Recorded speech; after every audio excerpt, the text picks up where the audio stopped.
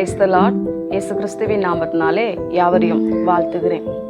உங்கள் சத்துருக்களுக்கு வெட்கத்தை உடுத்துவேன். இந்த வசனத்தை நீங்கள் நிறைய வாட்டி கேள்விப்பட்டிருப்பீங்க. ஆனால் செயலில் நீங்கள் பார்க்கணுன்னா சில காரியங்களை நம்ம அதற்காக ஈடு கொடுக்க வேண்டியதாக இருக்கிறது. நம்ம வேதத்தில் தானியேல் 3ஆம் அதிகாரத்தில் நம்ம பார்க்கும் பொழுது சாத்ராக், மேஷாக், ஆபேத்நேகோ இவங்க 3 பேரும் விக்கிரகத்தை நீங்கள் செய்த அந்த விக்கிரகத்தை நான் வணங்குவது இல்லை. அதில் பாருங்க, அவங்களுக்குள்ள வைராக்கியம் என்னன்னு பார்த்தீங்கன்னா, அந்த நேபுகாத் நேச்சாருங்கிற அந்த ராஜாவுக்கு மரியாதை கூட அங்கே கொடுக்கப்படுவது இல்லை.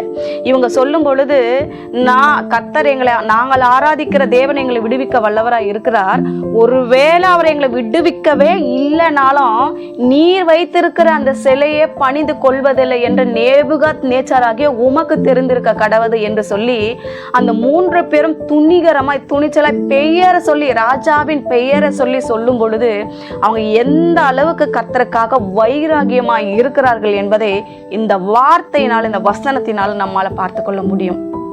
பாருங்க, அவனை கட்டி கொண்டு போட சொல்லும்படி நேபுகாத் நேச்சார் கட்டளை இடுகிறார். அந்த புருஷர்கள் என்ன பண்றாங்க, அவங்க என்னெல்லாம் ட்ரெஸ் எப்படி போட்டுட்டு இருந்தாங்களோ, ஒரு இடத்துல ஒரு குறிப்பிட்ட பதவியில உட்கார வைத்திருந்தால் தானியர் என்பவர் இல்லையா, இந்த ஃப்ரெண்ட்ஸுங்க இவங்களுக்கும் ஒரு பதவி வேணும்னு கேட்டு ஒரு இடத்துல உட்கார வைத்திருந்தால் இவங்களும் ஒரு சிறு பதவியில இருந்தாங்க.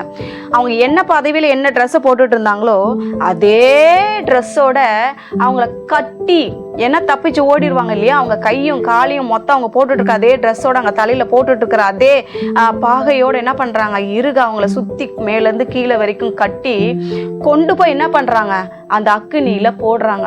இங்கதான் நம்ம ஒரு சில விஷயங்களை கவனிக்க வேண்டியதா இருக்கிறது. இவர்களை கொண்டு போன புருஷர்கள் எரிந்து போனார்கள். அதாவது நன்றாக கவனித்து பாருங்கள், கொண்டு போனது யாரு, அவர்களுடைய சத்துருக்கள். எப்படா இவங்களை கொண்டு போய் அதுக்குள்ள போடும், அது எப்படி இவங்க நம்மளோட ராஜா நிறுத்தின சிலையை வணங்காம இருப்பாங்க என்று சொல்லி இவங்க என்ன பண்ணாங்க, கட்டி கொண்டு போய் என்ன பண்ணாங்க, அந்த இதுக்குள்ள போட்டாங்க, நெருப்புக்குள்ள போட்டாங்க. ஆனா ஒன்று நம்ம தெரிந்து கொள்ள வேண்டியது என்ன தெரியுமா, அடிக்கடி நம்ம ஜெபிப்போம், ஆண்டவரே ரத்த கோட்டைக்குள்ளாக என்னை மறைத்துக் கொள்ளும், பாதுகாப்பு வளையத்துக்குள்ள என்னை வைத்துக் கொள்ளுங்கன்னு சொல்லிட்டு. இந்த பாதுகாப்பு வளையம் என்பது என்ன, உங்களுக்கு இது வரைக்கும் எத்தனை பேர் அதை அறிந்திருக்கிறீங்க தெரியும்னு எனக்கு தெரியாது, ஊழியர்களுக்கு தெரியும்னு நினைக்கிறேன். மகிமை மண்டலம் என்று வான மண்டலங்கள் அநேக மண்டலங்கள் இருக்கிறது. அதுல மகிமையின் மண்டலம் என்று ஒன்று இருக்கிறது. அது தேவ பிள்ளைகளுக்கான பாதுகாப்பு. அது என்ன பண்ணுச்சு அன்னைக்குன்னு பார்த்து, அக்கினி சூளையில போடும் பொழுது ஆவியானவர் என்ன பண்ணாரா, அதை அப்படியே அந்த மகிமையின் மண்டலத்தை அவங்களுக்கு நேராக இறக்கினார். அந்த நேராக இறக்கும் பொழுது அவங்களை சுற்றி இருந்ததான அந்த மண்டலம் அவர்களை மூடிக்கொண்டது. ஆனா அந்த மண்டலம் அந்த ஆவியானவருக்கு மட்டுமே தெரிந்ததை ஒழிய, அவர்களோடு அந்த 3 பேருக்கு தெரிந்ததை ஒழிய வெளியில இருக்கிற யாருக்கும் தெரியல. அவங்களே என்ன பாக்குறாங்க, அக்கினியில தான் நிக்கிறாங்க, ஆனா எரியல. அக்கினியில தான் நிக்கிறாங்க, ஆனா அவங்க மேல என்ன பண்ணல, இன்னும் 4ஆவதா ஒருத்தரும் வேற வந்திருக்கிறாரு அப்படின்னு சொல்லிட்டு என்ன பண்றாங்க, எல்லாரும் ஆச்சரியப்பட்டு பாக்குறாங்க. அது மட்டும் இல்லைங்க, அவங்க அக்கினியின் மண்டலத்தினால மறைக்கப்பட்டிருக்கிறாங்கன்றதுக்கான ஆதாரம் ஒரு வசனம் உங்களுக்கு நான் வாசிக்கிறேன். தானியேல் 3ஆம் அதிகாரம் 27வது வசனம். தேசாதிபதிகளும் அதிகாரிகளும் தலைவரும் ராஜாவின் மந்திரிகளும் கூடி வந்து அந்த புருஷருடைய சரீரங்கள் மேல் அக்கினி பெலன் செய்யாமலும், அவர்களுடைய தலைமையில் கருகாமலும், அவர்களுடைய சால்வைகள் ஏதப்படாமலும், அக்கினியின் மனம் அவர்களிடத்தில் வீசாமலும் இருந்ததை கண்டார்கள். நெருப்பு கிட்ட போனா அட்லீஸ்ட் நம்ம எரியலனாலும் அதனுடைய உஷ்ணம் நம்ம மேல இருக்கும், அல்லது அந்த அக்கினிக்கு நடுவில் இருந்திருக்காங்க, அந்த உஷ்ணம் நம்ம மேல இருக்கும், அல்லது அதனுடைய அக்கினி மண்ணை நம்ம மேல வீசணும், லைட்டாவது நமக்கு என்ன இருக்கணும், ஏதோ ஒன்று ஆயிருக்கணும்.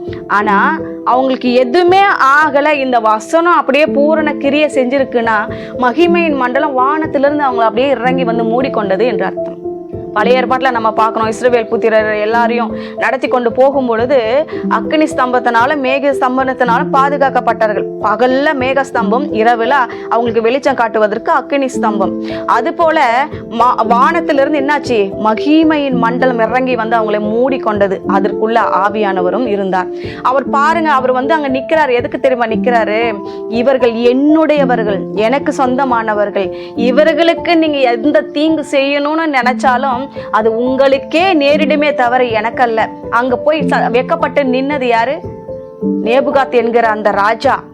2வது அந்த அக்னி சூளையில இவங்களை போட்டுட்டு போனவங்க இறந்து போயிட்டாங்களாம், அவங்கள பட்சித்து போட்டது என்று இந்த வசனம் சொல்லுகிறது. நல்லா நீங்க பாருங்க, எவ்வளவு ஒரு மகிமையான ஒரு தேவன். என்னதான் உங்களுக்கு விரோதமா 1000 சத்துருக்கள் எழும்பினாலும் இல்ல, உங்களை வெட்கப்படுத்தணும், உங்களை அவமானப்படுத்தணும், மற்றவங்க முன்பதாக உங்களை அற்பமா மற்றவங்க உங்களை பார்த்து சிரிக்கணும் அப்படின்னு சொல்லி ஒரு சிலர் உங்களுக்கு விரோதமா சதி திட்டங்களை தீட்டுவாங்க, உங்களுக்கு விரோதமா பல காரியங்களை எழுப்புவாங்க. ஆனா ஒண்ணு பாருங்க, தேவ ஆவியானவர் உங்க கூட இருக்கிற வரைக்கும் உங்களுடைய தலையில இருக்க ஒரு முடிய கூட அவங்களால தொட முடியாது. அப்படிதான் சாத்ராக், மேஷாக், ஆபேத்நேகோ என்பவர்களுக்கு நடந்தது.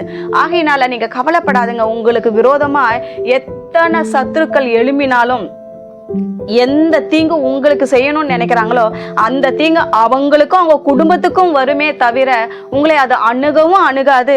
அந்த இது உங்க மேல படவும் படாது. நீங்க வெறும் கண்கள்ல மாத்திரம் பார்த்துட்டு என்ன இருப்பீங்க? நிம்மதியா இருப்பீங்க. ஏன் தெரியுமா?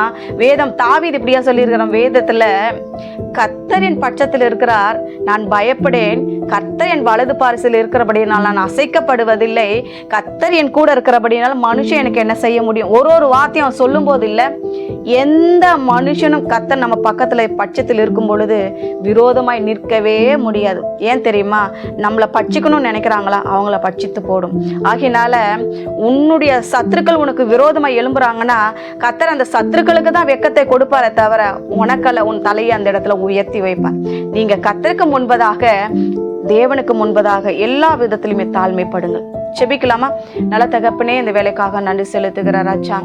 அநேகரை அப்ப வெட்கப்படுத்தும்படி, அவமானப்படுத்தும்படி, துக்கப்படுத்தும்படி, எப்படியாக நம்மளை அழித்து விட வேண்டும் என்று சில பல விதத்துல எழும்பி கொண்டிருக்கிறார்கள். ஆனால் இந்த 3 மனிதர்களுக்கு தேவ ஆவியானவர் அற்புதம் செய்தது போல உம்முடைய பிள்ளைகள், உங்க நாமம் தரிக்கப்பட்ட பிள்ளைகளுக்கும் ஒரு அற்புதம் செய்யும்படி உங்க கரத்துல ஒப்பு கொடுக்கிறோம்.